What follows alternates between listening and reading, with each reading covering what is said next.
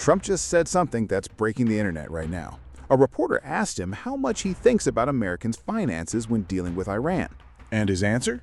Quote, "Not even a little bit. I don't think about Americans' financial situation. I don't think about anybody." The President of the United States just said he doesn't think about Americans. At the same time, he flew to Beijing to meet Xi, and Xi just told him he'll help open the Strait of Hormuz. In the next 8 minutes, we're breaking down what happened, what it means for the Iran war, and giving you the AI verdict on whether Trump's China gamble is working. Let's get into it. Okay, so let's start with this quote because it's everywhere right now. Tuesday, Trump is leaving the White House to fly to Beijing. Reporter asks him, to what extent are Americans' financial situations motivating you to make a deal with Iran? And he says, not even a little bit. The only thing that matters when I'm talking about Iran, they can't have a nuclear weapon. I don't think about Americans' financial situation. I don't think about anybody. I think about one thing. We cannot let Iran have a nuclear weapon. That's all. Okay, so he literally said, I don't think about anybody. Those are his exact words. And this is happening while gas prices are through the roof because of the Iran war. Wholesale inflation just spiked to 6% in April. Consumer prices up 3.8% over 12 months. Gas prices surging. Grocery bills exploding. What are Americans saying? CNN polls 77% of Americans say Trump's policies drove up their cost of living. That includes 55% of Republicans. 75% say the Iran war hurt their finances. So 3 out of 4 Americans are feeling financial pain from this war, and he says he's not thinking about them even a little bit. And now Republicans are in damage control mode. How bad is the Republican reaction to this quote? Pretty bad. Speaker Mike Johnson was asked about it and literally said, I don't know the context in which he made that comment. The Speaker of the House doesn't know the context of what the president said. Then Johnson insisted Trump thinks about Americans' financial situations and is laser-focused on alleviating economic pain. Which directly contradicts what Trump just said. Even Vance had to do cleanup. He said, of course, the president and I and the entire team, we care about the American people's financial situations. But Trump said he doesn't think about anybody. And here's why this matters beyond the gaffe. Midterms are less than 6 months away. Republicans are trying to run on affordability. This quote just blew up that message. So politically, this is a disaster. Worst possible timing. Economic data dropping, prices surging, and the president says he's not thinking about it. Okay, let's talk about the actual China summit, because there's big news there too. Trump flies to Beijing, first U.S. president to visit China in nearly a decade. He brings Elon Musk, Tim Cook from Apple, Jensen Huang from NVIDIA, his son Eric Trump, Rubio, Hegseth. That's a serious delegation. Xi walks down the stairs of the Great Hall of the People to personally greet Trump. Big ceremony, state banquet, Temple of Heaven visit. What was the vibe between them? Interesting contrast. Trump was warm, called Xi a great leader, said it's an honor to be your friend, predicted a fantastic future together. Xi's tone? More serious, said we should be partners, not rivals, but then immediately issued a sharp warning. Warning about what? Taiwan. Xi stressed that Taiwan is the most important issue in U.S.-China relations, said if it's not handled properly, the U.S. and China will have clashes and even conflicts, and the relationship will be in great jeopardy. So Trump is calling him a friend, and Xi is warning him about potential conflicts. Xi even brought up the Thucydides trap, the historical pattern where a rising power and an established power almost always end up at war. That's not exactly friendly small talk. But here's the part that could actually change everything. What did Xi say about Iran? Trump told Fox News' Sean Hannity that Xi said he would like to help open the Strait of Hormuz. Wait, China wants to help open the strait? And Trump said Xi told him China won't give Iran any military equipment. Trump called that a big statement. Why is that so significant? Because China has been Iran's economic lifeline. They've been buying Iranian oil throughout the war, keeping Iran's economy from completely collapsing. So, if China is now saying no military help and wants the strait open, that changes Iran's options completely? Exactly. Iran's calculation has been we can survive the U.S. blockade because China still buys our oil. If China now pivots toward the U.S. position, Iran loses its main supporter. But, and this is important, the Chinese readout of the meeting didn't mention Iran at all, just vague Middle East situation. So China's official version doesn't include the Iran stuff?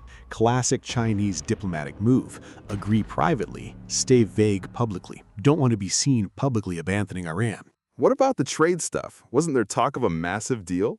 Before the summit, analysts predicted Trump might announce China buying an additional $1 trillion of American goods. $1 trillion.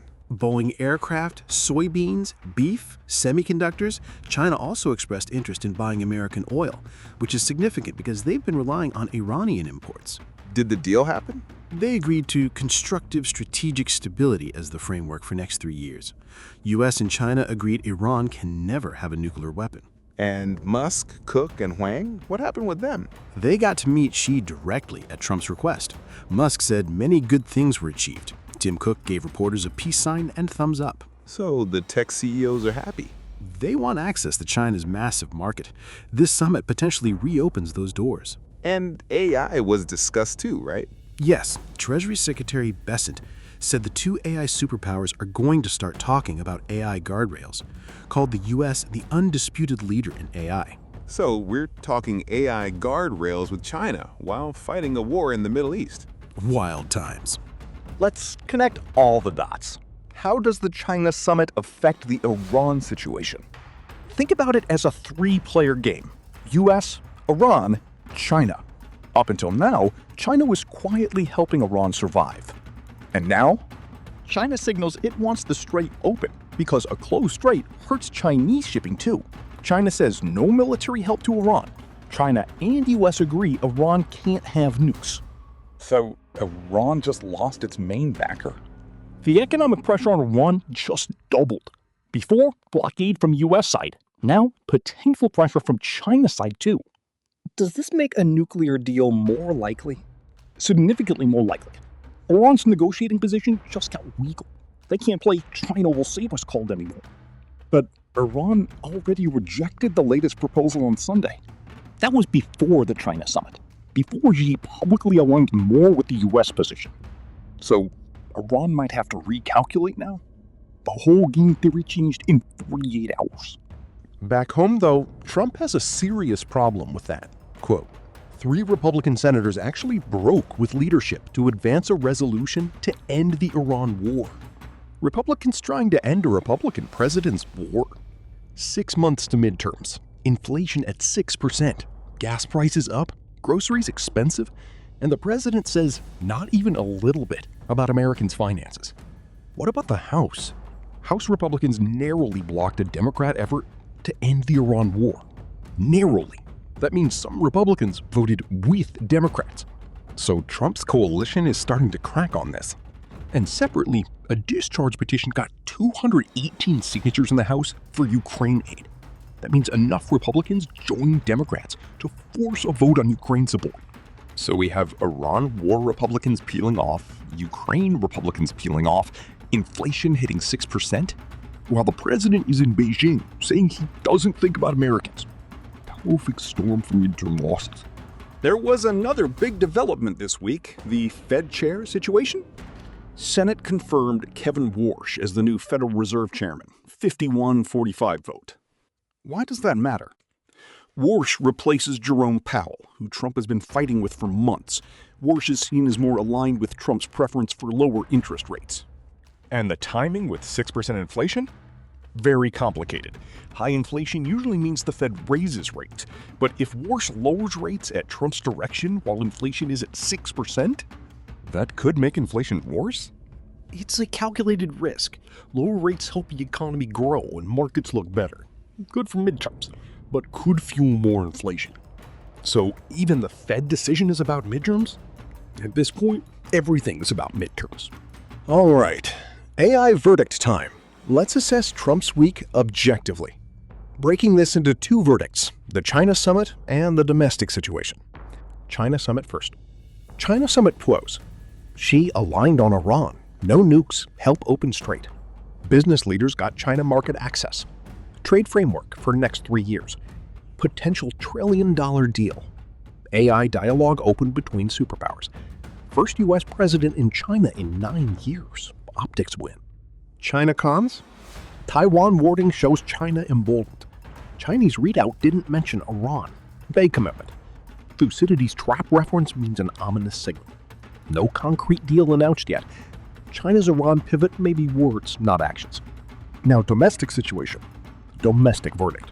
Not even a little bit political disaster quote.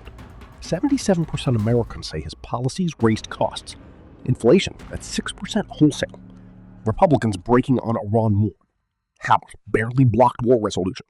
Midterms 6 months away with bad economic data.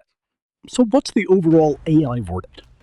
AI verdict, foreign policy win, domestic political crisis. Trump is winning geopolitically. China realignment on Iran is significant, but he's losing the domestic economic argument at the worst possible time. Probability China-US realignment forces a one deal, 55%. Probability one accepts deal within 60 days, 40%.